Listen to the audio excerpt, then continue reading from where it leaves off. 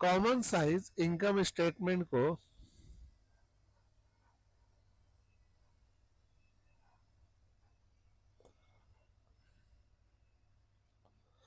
Common size income statement जो है बच्चों,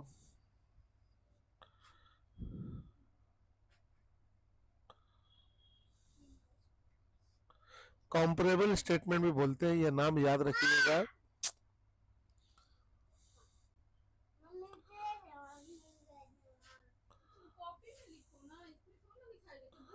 अगर एग्जाम में आ गया कॉम्परेबल स्टेटमेंट बनाइए तो आप समझ जाना कॉमन साइज स्टेटमेंट बनाना है। कॉमन साइज स्टेटमेंट में आपको सब परसेंटेज जो है, टोटल परसेंटेज, वो सेल की मदद से निकालना है। इसीलिए सेल का वैल्यू हमेशा होगा 100%। और वो भी कौन सेल, तो याद रखोगे नेट सेल। सब परसेंटेज आप सेल पे निकालोगे। ये हम लोग का सवाल है 1 नंबर, जो 2011 में आया है बच्चों। इसमें हम लोग को बोल रहा कॉमन साइज इनकम स्टेटमेंट बनाइए, तो हम लोगों ने फॉर्मेट टाल लिया है। कॉमन साइज इनकम स्टेटमेंट 2018, यहाँ 1 रुपीज है और यहाँ परसेंटेज है, percentage of revenue from operation, यानी कि ये परसेंटेज सेल पे निकलेगा। 19 में भी वही है, इसमें चेंज नहीं निकलेगा, याद रखो। चेंज जब निकलता है तो कॉम्परेटिव कहते हैं। तो पहले हमने ले लिया रिवेन्यू फ्रॉम ऑपरेशन 1 लाख, और आपको बता दिए सेल का परसेंटेज 100 होगा, 100 ले लीजिए। 2019 में 1,20,000 है, उसका भी परसेंटेज 100 होगा। अदर इनकम है ही नहीं, इसको जोड़ दीजिए तो आ गया टोटल रिवेन्यू। खर्चा में दिया हुआ कॉस्ट ऑफ रिवेन्यू 72,000। अब 72,000 का परसेंटेज निकालिएगा कैसे, अभी आपको बताए थे। सेल से 72,000 इंटू 100, आपका सेल है 1 लाख। 72% है, देखिए यहाँ 72%। यहाँ 80,000 है, 80,000 इंटू 100, इनका सेल कितना है 1,20,000। 66.67, मतलब परसेंटेज जो आप निकालोगे सेल पे निकालोगे। तो इनका सेल है 1 लाख, इनका सेल है 1 लाख, सब परसेंटेज 1 लाख पे निकालोगे। और 2019 का जितना परसेंटेज है सब 1,20,000 पे निकालोगे। यहाँ 8,000 है, 8,000 इंटू 100, और आपका सेल कितना है 1 लाख। यहाँ सेल खर्चा है 10,000, 10,000 इंटू 100 बटा में 1,20,000, 8.33%।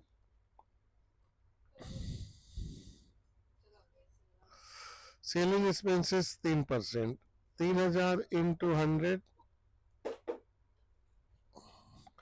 और बटा में बच्चों आ जाएंगी 1 लाख। 3% बच्चों यहाँ आ गई, और यहाँ 2500 है, तो आपको मालूम है 2500 इंटू 100 और बटा में 1,20,000।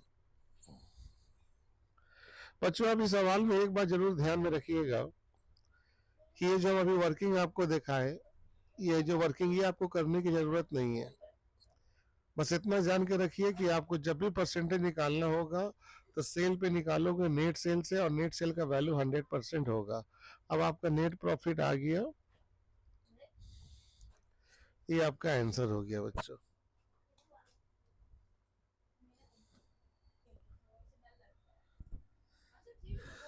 बच्चों ये सवाल नंबर 2 है, बहुत इंपॉर्टेंट सवाल है। इसमें आपको कह रहा है कि कॉमन साइज इनकम स्टेटमेंट बनाइए, जिसमें आपको selling, distribution, administration, cost of revenue 75% of net revenue, income tax 20% है प्रॉफिट के ऊपर, और profit after tax 48,000, other income है 10,000। अब इस सवाल में प्रॉब्लम क्या है, ये सवाल में सबसे बड़ा प्रॉब्लम है कि सेल नहीं है, और आपको मालूम है जितना भी परसेंटेज है सब आपको सेल पे निकालना होगा, और यहाँ सेल नहीं है। तो जब सेल नहीं दिया रहेगा तो आप पहले ग्रॉस प्रॉफिट निकाल लोगे पीएल अकाउंट बना के। देखो हम यहाँ पीएल अकाउंट बना दिए। सेलिंग एक्सपेंसेस 10,000 था, पीएल के 2 में 10,000 ले लिए। ऑफिस खर्चा 20,000 है, पीएल के 2 में 20,000 ले लिए। इसके बाद है हम लोग के सामने टैक्स, प्रोविजन फॉर टैक्स लिए। हमारे पास प्रॉफिट 48,000 है, 48,000 प्रॉफिट लिए, लेकिन याद रखिए 48,000 टैक्स काटने के बाद है। तो अगर 20% टैक्स कट गया तो उसका लेवल होगा 80, तो 20/80 लिए तो 12,000 आया। और फिर नीचे दिए नेट प्रॉफिट आफ्टर टैक्स। अब इनकम दिया हुआ 10,000, इसको पीएल के भाई में ले लिए। ये सब को जोड़े तो 90,000, यहाँ 90 से घटाए तो 10,000 हमारा आ गया ग्रॉस प्रॉफिट। इसको हम कहेंगे बैलेंसिंग फिगर। तो जब कभी operating common size income statement बनाओगे और सेल नहीं दे तो उस केस में एक पीएल अकाउंट बना के ग्रॉस प्रॉफिट निकाल लेना, और वो ग्रॉस प्रॉफिट के मदद से आप बना लेना। अब आते हैं इस पॉइंट पे, cost of revenue. Cost of revenue को बोलते हैं कॉस्ट ऑफ गुड्स सोल्ड, और ये दिया हुआ है 75%, यानी कि 75/100। तो 75 मेरा कॉस्ट हो गया, और ये निकालने बोल रहा रिवेन्यू फ्रॉम ऑपरेशन। तो रिवेन्यू फ्रॉम ऑपरेशन सेल होता है, तो सेल का भाव 100 हो गया। तो हमको मालूम है सेल बराबर होता है C+P। तो यहाँ सब पुट करके हम लोग का प्रॉफिट आ गया 25, और यही प्रॉफिट को हम लोग बोलते हैं ग्रॉस प्रॉफिट। अब बच्चों यहाँ कॉस्ट ऑफ रिवेन्यू निकाल दिए, 80,000 ग्रॉस प्रॉफिट ले लिए ये वाला, और हमको कॉस्ट निकालना है। कॉस्ट का भाव 75 ऊपर ले लिए और प्रॉफिट का भाव नीचे, तो 2,40,000।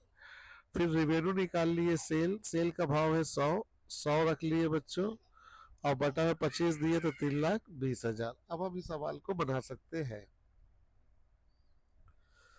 अब चलिए बनाते हैं। अब इस सवाल को देखिए आप, सेल ले लिए पहले 3,20,000, और आप लोग जानते हैं इसका परसेंटेज 100 होता है। अदर इनकम 10,000 है, और ये 10,000 आपको मालूम है सेल पे निकलेगा। फिर एक बार दिखा दे रहे, 10,000 इंटू 100, और सेल का वैल्यू है 3,20,000। तो आपका 3.33% आ जाएगा। जोड़ेंगे तो टोटल रिवेन्यू आ गया। इसमें परसेंटेज को भी जोड़ोगे, क्योंकि यहाँ पर हर टाइम परसेंटेज सेल पे निकलना। अब कॉस्ट ऑफ रिवेन्यू आ गया, इसको बोलते हैं कॉस्ट ऑफ गुड्स सोल्ड। ये हम लोग निकाले थे बेटा 2,40,000। अब 2,40,000 लेंगे बच्चों इंटू 100, और बटा में बच्चों देंगे हम लोग 3,20,000, तो 75%। इसके बाद अदर एक्सपेंसेस में सेलिंग ले लिए, एडमिनिस्ट्रेटिव ले लिए, सबको जोड़ दिए, टोटल खर्चा आ गया। अब निकाल दिए प्रॉफिट बिफोर टैक्स, 3 - 4 60,000, और कितना आया उसका परसेंटेज 18.75। फिर उसमें से टैक्स निकाले 12,000 और घटा दिए, तो आ गया प्रॉफिट आफ्टर टैक्स। इसमें परसेंटेज को भी हम लोग जोड़ेंगे और घटाएंगे।